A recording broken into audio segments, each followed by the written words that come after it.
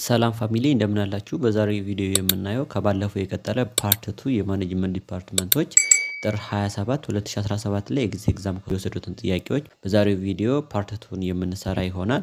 ቪዲዮን ከመጀመራችሁ በፊት ቪዲዮ ከተመቻችሁ ላይክ በማድረግ ለቻናሉ አዲስ ከሆናችሁ ቻናሉ ሰብስክራይብ በማድረግ እና ፈቃደኛ የሆናችሁ ልጆች ደግሞ በቪፒኤን ቪዲዮን እዩት።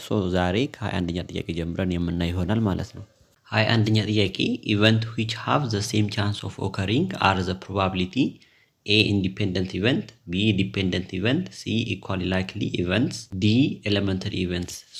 ለዚህ ጥያቄ መልስ ከመስጠታችን በፊት መጀመሪያ ምርጫው ላይ ላሉት ለእያንዳንዱ ዲፊኒሽን እንስጥና ለዚህ ጥያቄ መልስ የምንሰጥ ይሆናል። የመጀመሪያውን ስናይ independent event የሚለውን ስናይ independent event are event where the occurrence of one event does not affect the probability of the other event occurring. Independent event የምንለው ሁለት ኢቨንቶች ቢኖሩ አንዱ ኢቨንት መከሰት የሁለተኛውን ኢቨንት አፌክት የማያደርግ ከሆነ ኢንዲፔንደንት ኢቨንት እንላለን ማለት ነው። ዲፔንደንት ኢቨንት የሚለውን በምናይ ጊዜ ደግሞ ዲፔንደንት ኢቨንት are events where the occurrence of one event affects the probability of the other event occurring. ሁለት ኢቨንቶች ቢኖሩ አንዱ ኢቨንት መከሰት ሌላኛውን ኢቨንት አፌክት የሚያደርግ ከሆነ ዲፔንደንት ኢቨንት እንላለን ማለት ነው። ኢኳል ላይክሊ ኢቨንትን በምናይ ጊዜ are events that have the same probability of occurring ነው ማለት ነው። ለምሳሌ ሁለት ኢቨንቶች ቢኖሩ ሁለቱም ኢቨንቶች የመውጣት ቻንሳቸው ወይም ፕሮባቢሊቲያቸው እኩል የሚሆን ከሆነ ወይም the same የሚሆን ከሆነ ኢኳል ላይክሊ ኢቨንትስ እንላለን ማለት ነው። ኤሌመንተሪ ኢቨንትስ የሚለውን በምናይ ጊዜ ደግሞ is a single possible outcomes of an experiment ነው ማለት ነው። ጥያቄው ምንድነው የሚለን event which have the same chance of occurring are the probability ይለናል። A independent event, B dependent event, C equal likely events, D elementary events. ለዚህ ጥያቄ ትክክለኛ መልስ የሚሆነው C equal likely events የሚለው C ነው መልሱ ማለት ነው። 22ኛ ጥያቄ in ABC automobile company the repair department has a design capacity of 50 trucks, effective capacity is 40 trucks per day while the actual capacity is 36 trucks per day. By how much percentage of the company is utilized its overall capacity? ይሄን ጥያቄ ለመስራት እንዲያመችን መጀመሪያ ከጥያቄው ላይ ጊቭን እናውጣ። እዚህ መጀመሪያ ላይ ተሰጠን ዲዛይን ካፓሲቲ 50 ተሰጥቶናል፣ ኤፌክቲቭ ካፓሲቲውን 40 ሰጥቶናል፣ ከዛ ደግሞ አክቹዋል ካፓሲቲውን 36 ሰጥቶናል ማለት ነው። አክቹዋል አውትፑት ወይንም አክቹዋል ካፓሲቲው 36 ሰጥቶናል፣ ዲዛይን ካፓሲቲው 50 ሰጥቶናል፣ ከዛ ደግሞ ኢፌክቲቭ ካፓሲቲው 40 ሰጥቶናል። ፈልጉ የተባልነው ምንድነው ፐርሰንቴጅ ኦፍ ኦቨርኦል ካፓሲቲ ዩቲላይዝ የሆነውን ነው ማለት ነው። ኦቨርኦል ካፓሲቲ ዩቲላይዝ የሆነውን ስንፈልግ percentage of overall capacity utilized is equals to actual output or actual capacity divided by design capacity times 100% ነው ማለት ነው። actual capacity 36 ነው፣ ዲዛይን ካፓሲቲ 50 ነው ማለት ነው። ስለዚህ 36 ሲካፈል ለ50 ሲባዛ በ100% እናደርጋለን ማለት ነው። 36 ሲካፈል ለ50 ስናደርግ 0.72 ይመጣል፣ ከዛ ሲባዛ በ100% እናደርጋለን ማለት ነው። 0.7 ሲባዛ በ100% ስናደርግ 72% ይመጣል ማለት ነው። ስለዚህ percentage of overall capacity utilized የሆነው 72% ነው ማለት ነው። ለዚህ ጥያቄ ትክክለኛ መልስ የሚሆነው A 72% የሚለው ትክክለኛ መልስ ነው። 23ኛ ጥያቄን ስናይ what is the purpose of the dummy row or column in the transportation model ነው የሚለው። በትራንስፖርቴሽን ሞዴል ውስጥ የደሚ ሮ እና የደሚ ኮለመን ፐርፐዝ ምንድነው ነው የሚለን? A to increase supply, B to decrease cost, C to increase demand, D to make the problem balanced. ይሄን ጥያቄ ከመመለሳችን በፊት መጀመሪያ የደሚ ሮ እና የደሚ ኮለመን በትራንስፖርቴሽን ሞዴል ያላቸውን ፐርፐዞች የተወሰኑትን እኒ የመጀመሪያው ፐርፐዝ ምንድነው? it used to make balanced total supply with total demand. የመጀመሪያው ፐርፐዝ ቶታል ዲማንዱን እና ቶታል ሰፕላዩን ባላንስ ለማድረግ ይጠቅማል። ሁለተኛውን በምናይ ጊዜ ደግሞ 200 excess supply if supply exceed demand። ይሄ ምን ማለት ነው? ለምሳሌ በትራንስፖርቴሽን ውስጥ ዲማንዱና ሰፕላይ ተሰጥቶን ሰፕላዩ ከዲማንዱ የሚበልጥ ከሆነ ደሚ ኮለመንን ጨምረና ከዛ ዲማንዱ ላይ ያነሰችውን ጨምረን ከዛ ከቶታል ሰፕላዩ ጋር እኩል አድርገን ከዛን በሶስቱ ሜትድ ቶታል ኮስቱን መፈለግ እንችላለን ማለት ነው። ሶስተኛውን በምናይ ጊዜ ደግሞ 200 excess demand ይላል if demand exceed supply። ይሄንኛው ምንድነው? ዲማንዱ ከሰፕላዩ የሚበልጥ ከሆነ ነው። ዲማንዱ ከሰፕላዩ የሚበልጥ ከሆነ በደሚ ሮ ላይ 00 አድርገን ከዛን ሰፕላዩን ያነሰችውን ሰፕላይን ጨምርና ከዛን ከዲማንዱ ጋር እኩል አድርገን ከዛን ትራንስፖርቴሽን ኮስቱን በሶስቱ ሜትድ ተጠቅመን እንሰራለን ማለት ነው። ጥያቄው ምንድነው የሚለው? what is the purpose of the dummy row or column in the transportation model ነው የሚለው? A to increase supply, B to decrease cost, C to increase demand, D to make the problem balanced. so ለዚህ ጥያቄ ትክክለኛ መልስ የሚሆነው D to make the problem balanced የሚለው D ነው መልሱ ማለት ነው። 24ኛ ጥያቄ ስናይ suppose the company has a policy of paying 10 ብር per share dividend every year. If this policy is to be continued indefinitely, what is the value of a share of stock if required rate is 20%? so ይሄን ጥያቄ ለመስራት እንዲቀለል መጀመሪያ ከጥያቄው ላይ ጊቭን እናውጣ። so ዲቪደንዳችን 10 ተሰጥቶናል።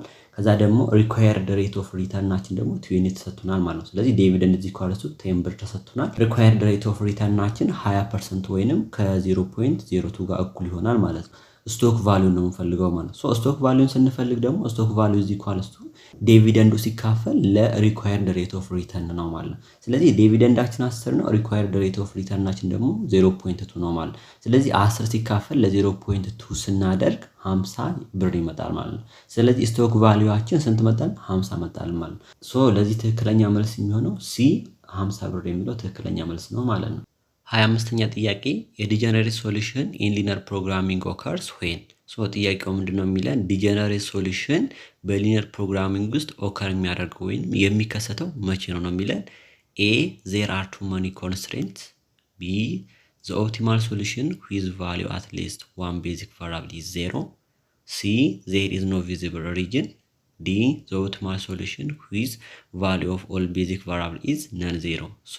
ለዚህ ትክክለኛ መልስ የሚሆነው B the optimal solution whose value at least one basic variable is 0 የሚለው B ነው ማለት ነው። 26ኛ ጥያቄ in a statistic study the population is ጥያቄው ምንድነው የሚለን በስታቲስቲክስ ስተዲ ጊዜ ፖፑሌሽን ምን ያመለክታል ነው የሚለን። A the group of people or object for which conclusion are to be made, B all people in who live in Ethiopia, C the group of people from whom data cannot be collected, D the people or objects studied in the sample survey. ለዚህ ጥያቄ መልስ ከመስጠታችን በፊት በስታቲስቲክስ ውስጥ ፖፑሌሽን ምንድነው ሪፈር የሚያደርገው የሚለው ነው። in statistics study the population refers to the entire group of individual object or events that are interested in a study ማለት ነው። the goal of the study is to draw conclusion and make generalization about this entire group based on the data collected from a sample ነው ማለት ነው። ዲ ላይ ያለውን the people or object studied in the sample survey የሚለውን በምናይ ጊዜ ይሄ ፖፑሌሽን ሳይሆን ዲስክራይብ የሚያደርግልን ሳምፕል ነው ማለት ነው። ሳምፕል ማለት ደግሞ ሳምፕል is a subset of the population that is actually studied የሚደረገው ማለት ነው። በስታቲስቲክስ ውስጥ ሳምፕልን እና ፖፑሌሽንን ለመለየት አንድ ኤግዛምፕል ነው ሰል እኛ አንድ ባንክ ቤት ውስጥ ሄደን ጥናት ለማድረግ ፈለግን እንበል። እዛ ጥናት ለማድረግ የፈለግንበት ባንክ ቤት ውስጥ የሚሰሩ ሰራተኞች 1000 ቢሆኑ ከነኛ 1000 ሰዎች ላይ 100 ሰዎች መርጠን ጥናት ብናካሂድ ስለዚህ 1000ዎቹ ፖፑሌሽን ይባላሉ። 1000ዎች ላይ ተመርጠው ደግሞ 100ዎቹ የተወሰዱ ምን ይባላሉ? ሳምፕል ይባላሉ ማለት ነው። ቢም በምናይ ጊዜ all people in who live in Ethiopia የሚለውን በምናይ ጊዜ ይሄ ጠቅላላ የፖፑሌሽን ዲፊኒሽን ነው እንጂ ስታቲስቲካል ስተዲ ጊዜ ፖፑሌሽንን ሪፈር አያደርግም ማለት ነው። ዲንን በምናይ ጊዜ ይሄ ሳምፕል ነው እንጂ የፖፑሌሽንን ሪፈር አያደርግልንም። ትክክለኛ መልስ የሚሆነው A the group of people or object for which conclusion are to be made የሚለው መልሱ የሚሆነው A ነው ማለት ነው።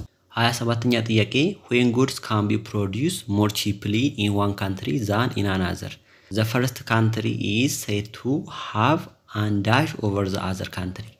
A theory of mercantilism, B comparative cost advantage, C relative profit advantage, D absolute cost advantage. ለዚህ ጥያቄ መልስ ከመስጠታችን በፊት ምርጫው ላይ ያሉት ለእያንዳንዱ ዲፊኒሽን እና መልስ እንሰጣለን። theory of mercantilism is an economic policy that emphasizes exporting more than importing to accumulate wealth ነው ማለት ነው። ይሄ theory of mercantilism ነው። comparative cost advantage የሚለውን በምናይ ጊዜ ደግሞ comparative cost advantage is about producing goods at a lower opportunity cost, not necessarily a lower absolute cost. A country may have a comparative advantage in something even if another country can produce it more cheaply overall. ይሄ ደግሞ comparative cost advantage ነው ማለት ነው። absolute cost advantage የሚለውን በምናይ ጊዜ ደግሞ absolute cost advantage is refers to the ability of one country to produce a good or service more cheaply or with lower cost than another country ነው ማለት ነው። ሶ ለዚህ ጥያቄ ትክክለኛ መልስ የሚሆነው ዲ absolute cost advantage የሚለው ዲ ነው መልሱ ማለት ነው። 28ኛ ጥያቄ which of the following factor must not be considered in selecting advertising agency for overseas advertising? ሶ ጥያቄው ምንድነው የሚለን አድቨርታይዚንግ ኤጀንሲን በምንመርጥ ጊዜ ኮንሲደር መደረግ ያለባቸው ፋክተሮች የትኛው ነው የሚለን A the size of the agency and its network of international affiliation, B consolidation with the past and existing client of the candidate agency, C the advertising agency political stance, D the expertise of the agency in the area of creativity and media planning. So ለዚህ ጥያቄ መልስ ከመስጠታችን በፊት መጀመሪያ key factors to consider when selecting an advertising agency for overseas advertising ምንድናቸው የሚሉትን መጀመሪያ እኔ ሶ የመጀመሪያው ማርኬት ኤክስፐርታይዝ ነው ሶ ይሄ ምን ማለት ነው አንደርስታንዲንግ ታርጌት ማርኬት ፕሪፈረንስ ካልቸር እንደ ትሬንድ ነው ማለት ስለዚህ የማርኬት ፕሪፈረንሱን ካልቸሩንና ትሬንዱን አንደርስታንድ ማድረግ ነው ሁለተኛውን በመናይ ጊዜ ደግሞ ካልቸራል ሴንሲቲቪቲ ነው ሶ ካልቸራል ሴንሲቲቪቲ ማለት ደግሞ አቮይዲንግ ካልቸራል ሚስ አንደርስታንዲንግ እንደ ኦፌንሲቭ ኮንተንት ነው ማለት ሶ ሶስተኛው ምንድነው ሚዲያ ኖሌጅ ነው ይሄ ምን ማለት ነው ኖ ሎካል ሚዲያ ቻናልስ እንደ ዜር ኢፌክቲቭነስ ነው ማለት ሶ አራተኛው በመናይ ጊዜ ደግሞ ግሎባል ኔትወርክ ነው ይሄ ምን ማለት ነው ሃዝ ኤ ኮኔክሽን እንደ ሪሶርስ ኢን ታርጌት ማርኬት ነው ማለት ሶ አምስተኛው በመናይ ጊዜ ደግሞ ሬጉላቶሪ ኮምፕላያንስ ነው ሬጉላቶሪ ኮምፕላያንስ ማለት አንደርስታንድ አድቨርታይዚንግ ሎስ ሬጉሌሽን ነው ማለት የአድቨርታይዚንግ ሎና ሬጉሌሽኖችን መረዳት ሶ ለዚህ ጥያቄ ትክክለኛ መልስ የሚሆነው ሲ ዘ አድቨርታይዚንግ ኤጀንሲ ፖለቲካል ስታንስ የሚለው አድቨርታይዚንግ ኤጀንሲን ሰሌክት በመናደርግ ጊዜ ብዙ ጊዜ ኮንሲደር የማይደረግ ነው ማለት ስለዚህ ለዚህ መልስ ሲ ነው የሚሆነው 29ኛ ጥያቄ the method involves the movement of the trainee from one job to another job is A job instruction B job rotation C field trip D coaching ሶ ለዚህ ጥያቄ መልስ ከመስጠታችን በፊት ምርጫው ላይ ላሉት ለእያንዳንዱ ዲፊኒሽንስ እና መልስ እንሰጣለን ሶ job rotation የሚለውን ስናይ job rotation is a training method used to moving trainees employees from one job to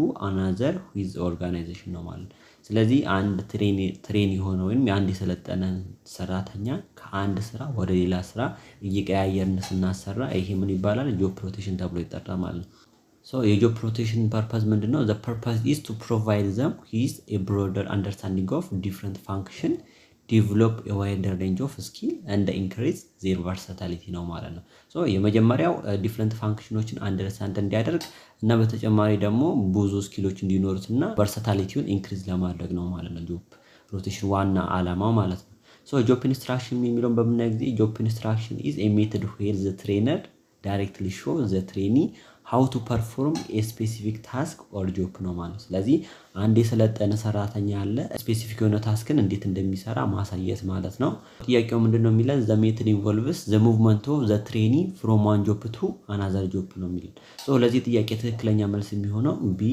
job rotation ነው